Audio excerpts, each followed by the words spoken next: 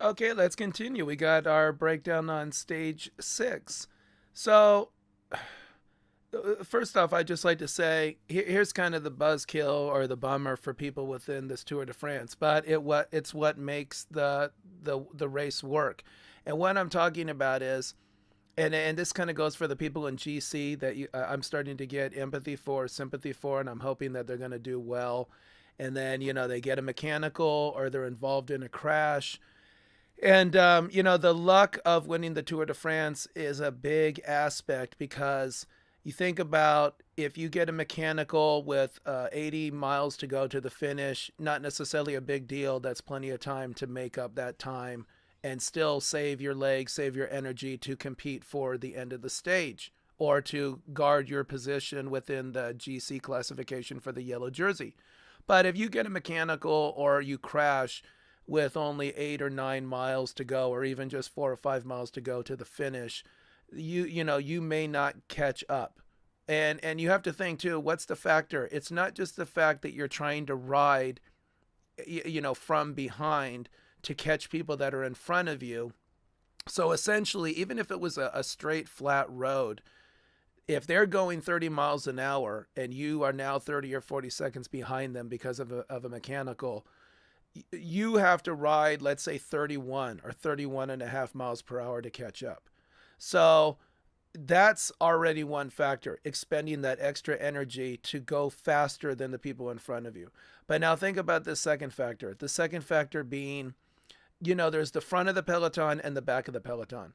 So the front of the peloton, if you're lucky, is 100 feet, 150 feet from the back of the peloton.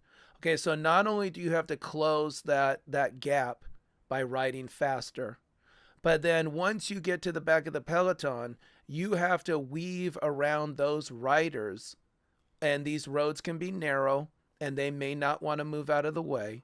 So you have to weave around these riders and either ask them to help move over or just hope that they'll be cool and move over and give you a 2 foot wide section of the road to cut through. So that's added stress, and you just may not be able to do that. And then in the twisting and turning roads, even if the people want to move over, they may not really be able to move over. So depending on the time to the end of the stage or to whatever you are trying to achieve, the the sprint points or the king of the mountain, getting over one of the earlier hills or mountains earlier in each stage, you just may not be able to do it.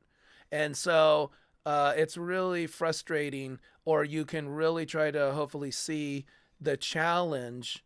And then the thing is sometimes the peloton goes 32, 33 miles an hour, and the whole peloton gets strung out. So now the front of the peloton to the back of the peloton is not just 150, 200 feet. It can now be like 200 yards. So now that's pretty much impossible because you're going to just kill yourself. You got no one really to draft off of other than the person directly in front of you. And the peloton is going so fast, you just cannot get through. So if you have a mechanical and you're off the back, and even if you just lose 10 or 20 seconds, if at that point the peloton decides to go balls out and completely get strung out into a single file line, at best you will catch up to the tail end of that peloton, which means even if you're there at the tail end when it goes over a flat finish, you are whatever it is to be 200, 250 yards back at 30 miles an hour. So as a breakdown, we have that Colombian guy Gaviria. He won stage 1 and stage 4. And then you have Peter Sagan, who won stage 2 and stage 5. And then you have BMC, who won the team time trial in stage 3. So already Sagan has 2 stage wins, and this Gaviria has 2 stage wins. Stage 6 basically is a straight west to east run from Brest inland along the Brittany Peninsula. So again, same kind of thing. Right away, you pretty much have the breakaway. And right away, the peloton just shut it down, went across the road, and said, okay, you guys go for it. So there were basically 5 guys in the breakaway, 4 of which were French, and then one Kiwi, that Dion Smith, who got the King of the Mountain from the first couple stages. So I want to say the stage is around 181 kilometers. So at about 157 kilometers to go to the finish, the gap to those five guys in the breakaway was 452. At 142 kilometers to go to the finish, the gap was up to about 545, 550. And then at around 138, 140 kilometers to go, it was already up to 6 minutes. So the peloton was not working very hard to contain these guys.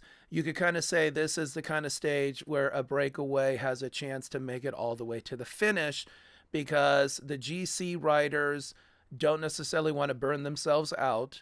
So they're not necessarily motivated to ride too hard. Also, the sprint teams are not going to really be a factor because there's just too many hills. And then there's the hill at the end, the Wall of Brittany, the Mur de Bretagne. That's pronounced half-assed as an American. So really, even the guys in the breakaway would challenge to win at the very end. But at the very least, there's King of the Mountain points at stake, because you've got a Category 3, a Category 4, and then another couple Category 3 climbs, including to include the Mur de Bretagne, that Wall of Brittany, at the very end of the stage. So in a lot of ways, it's kind of curious, because remember, Port yesterday was sort of on his own. He didn't have very many teammates around him, and he was pacing off of Adam Yates in yesterday's stage near the end. So was BMC having an off day? Did they just kind of get caught further back, and Port ended up a little bit isolated? But the thing is remember, Greg Van Avermaet on Team BMC is in yellow. So, technically you have to help pace the peloton when you were in yellow. So really, are they going to let the yellow jersey go, or how long do they want to keep defending the yellow jersey? Anyway, pretty much no one wanted to really ride hard, but BMC was sort of still forced to help to control the peloton, but at a pretty slow pace. So around 115 kilometers to go to the finish, the gap was almost up around 7 minutes, and it actually got a little bit over 7 minutes. So the second climb of the stage, so the very top, to kind of give you an idea of what it's like there in Brittany, the very top of the second climb of the mountain, it was about 385 meters. The road where they're riding tops out at about 340 meters. What was kind of interesting is, one, it's the second highest point there in Brittany, but it looks more, or it's somewhat akin to the moors in England, or Scotland with the heather. So it was mostly barren with just grass and ferns. So it had a different look, where the rest of Brittany surrounding it is very much farmland and then little patches of forest. Okay, so about 100, the excitement started to kick in. So about 100 kilometers, 110 kilometers to go to the finish. There was a crosswind opportunity, and it was because of that barren aspect of that second climb. So Quick Step, the team with Gaviria, they go balls out. They frickin' attack, and it splits the peloton. So this is where, if you're not on that front, 20% of the peloton, you are potentially screwed. So wham, boom, there goes a Quick Step. They're frickin' going balls out. They're doing 30, 31, 32 miles an hour. And there's a crosswind. So immediately, within 2, 3, 4 seconds, the peloton splits. Now you have to imagine from the back of that front split to the front of the second split. At first, it's just 20 feet, but then it literally goes 20 feet, 30 feet, 40 feet, 50 feet, and this is happening every 2 or 3 seconds. It's expanding by 10, 15 feet. Okay, so now if you are in that second part of the peloton, you better frickin' ride. You better jump across that gap, because it's growing. And literally within 30 seconds, it was 150 yards. And now you are not getting across that gap. So the guys in the back, they realize they're screwed. So now you have two pelotons, the front group with Quick Step going balls out, and then the second group. Okay, well, the second group split into an even third group. So now you have three pelotons, 1, 2, 3. And the third group is like they're 150, 200 yards off the back of the second group. So it's chaos. And this is one where if you're in that second group, or even worse, if you're in that third group, you might lose a minute or two on this stage. So Quick Step just said, screw you guys, we're blowing this race up.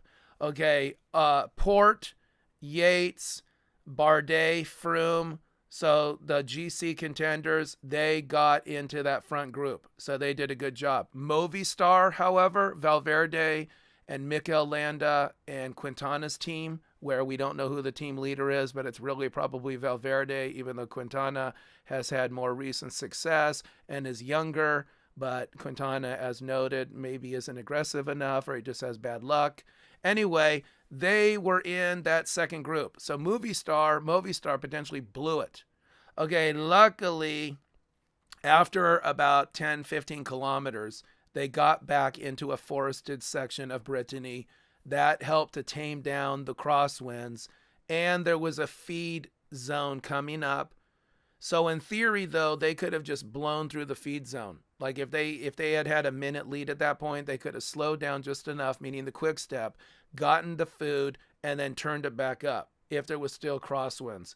But luckily, because of the feed zone, because of the crosswinds not being so much of a factor, because of the forest helping to block the wind, that second group was able to catch up to the front group. Things settled down, and eventually the third group got caught up as well. So disaster averted.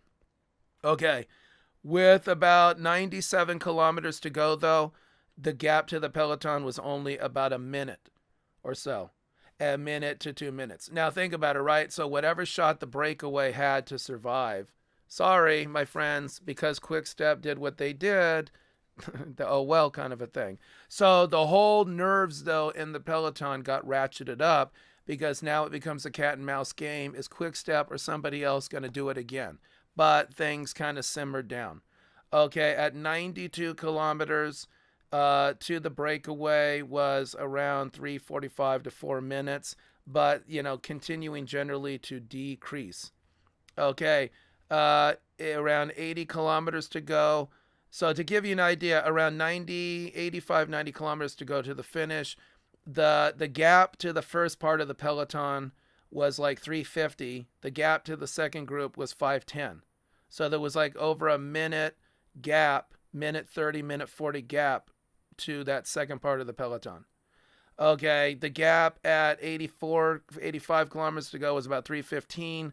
The gap at around 80 kilometers was already down to 2:25. So even though the peloton was still pushing it and closing the gap to that lead group, it wasn't shrinking really fast.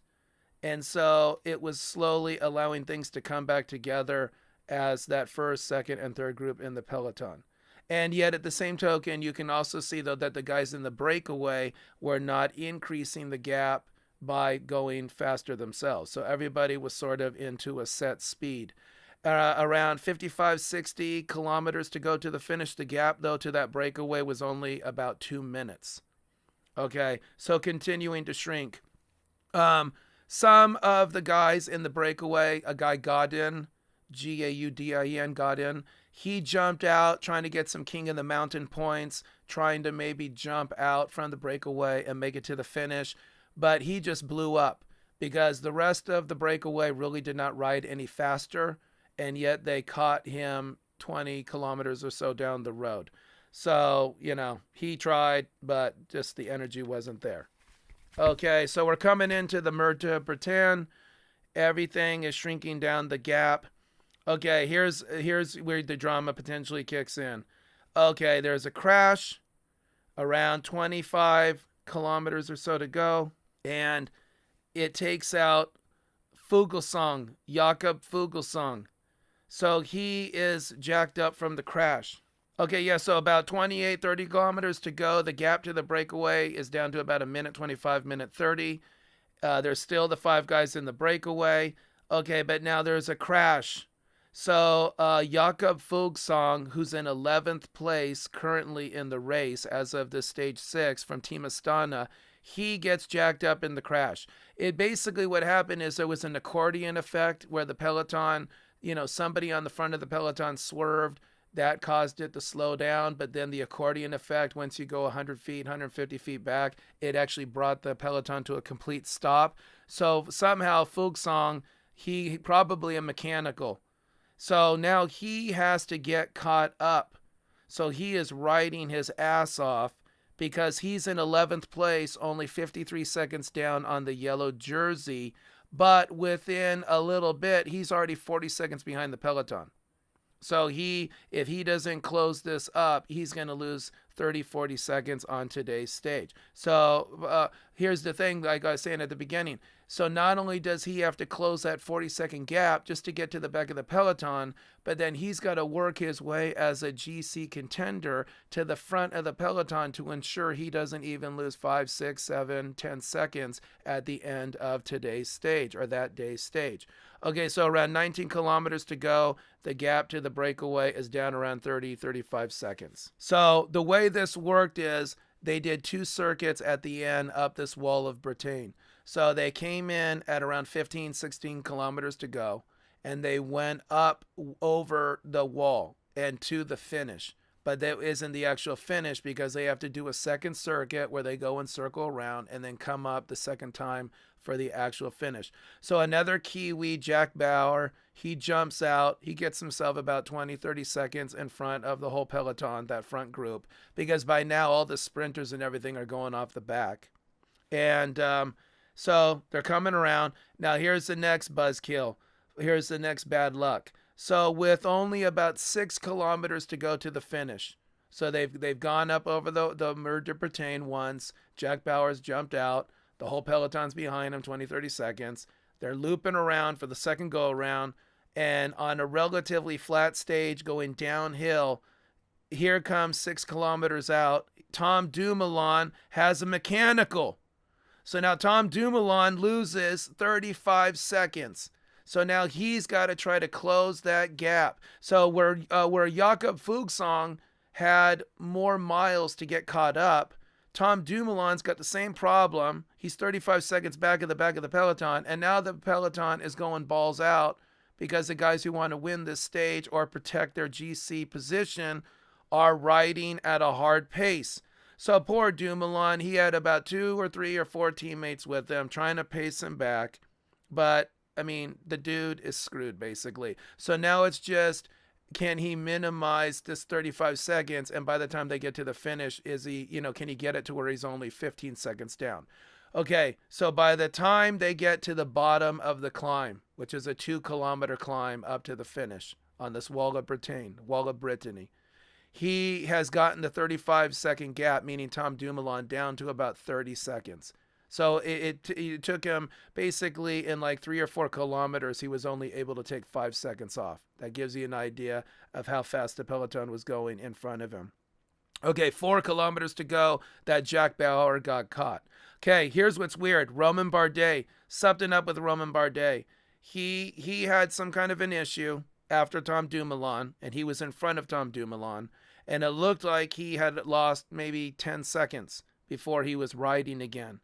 But something happened because at the end of this stage, at the end there, at the finish line, Romain Bardet was not in the group with all the other GC contenders.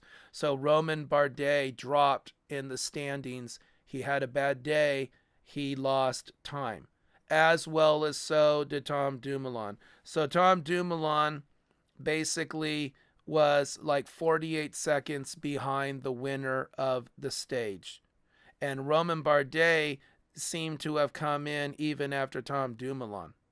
So kind of a problem. Now what's kind of cool, on a positive, Dan Martin, the Irishman, he did not bullshit around with a good, kilometer to go to the finish. He jumped out from everybody, got himself a good 30, 40, 50 feet in front of the peloton, and it took a few seconds, and then a couple people jumped out and tried to follow him, but they could not close the gap. Dan Martin wins the stage. Nice positive for him. Good job to the Irish guy. A little luck.